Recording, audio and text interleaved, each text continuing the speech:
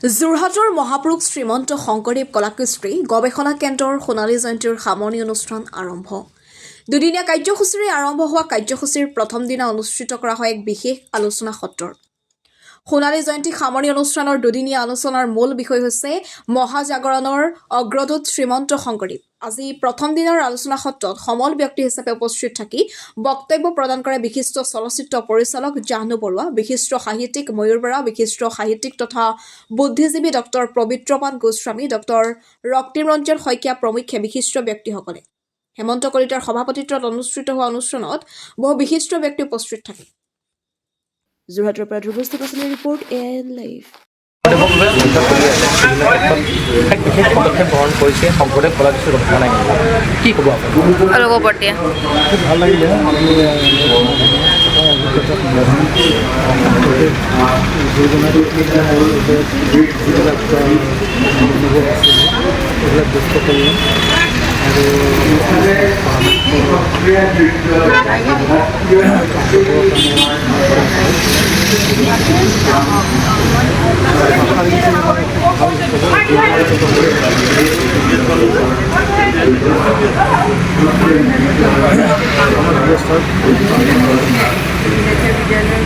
অনুবাদ সাহিত্য কথা কৈছিল, গুৰুজনাৰ সূচীৰে যে অনুবাদ কৰিব লাগে, কিন্তু অনুবাদ সকলো ভাষাত হ'ব লাগে আৰু বিশ্বজনীন হ'ব লাগে। কি ক'ব আপুনি?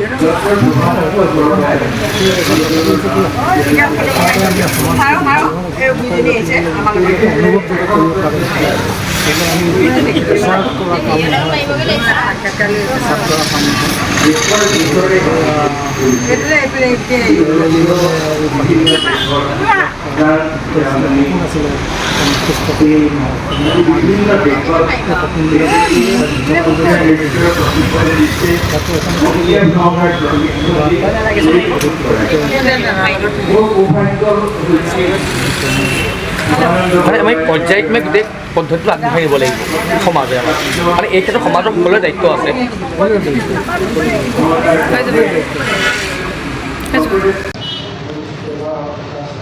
শংকৰদেৱ কলাকৃষ্টি কেন্দ্ৰই সামৰণি উৎসৱক এটা আনুষ্ঠানিকতাৰ পৰিৱৰ্তে শংকৰদেৱৰ কীৰ্তি আৰু কৃতিত্বক ৰাষ্ট্ৰীয় পৰ্যায়ত কেনেকৈ তুলি ধৰিব পাৰি তাৰ বিষয়ে আলোচনা কৰাটো বিশেষ প্ৰাসংগিক বুলি আমি ভাবোঁ।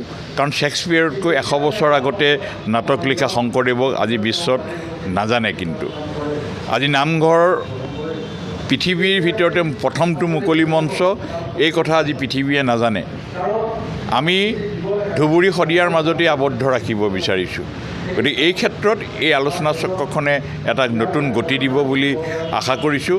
আৰু এই আলোচনা চক্ৰই অসমৰ বিভিন্ন দিশৰ কেইবাজনো গুণী জ্ঞানী ব্যক্তি আহিছে। জাহ্নু বৰুৱা, অৰূপ দত্ত, ময়ূৰ বৰা, অমলেন্দু চক্ৰৱৰ্তী আদি কৰি বহুকেইজন আহিছে। তেখেতসকলৰ প্ৰায় 22জন ব্যক্তিৰ সমাৱেশ হ'ব আৰু তেখেতসকল বিভিন্ন বিষয়ৰ অজস্ৰী ব্যক্তি। গতিকে সকলোৰে সহযোগত আমি এটা নতুন গতি পাম বুলি আশা কৰিছোঁ।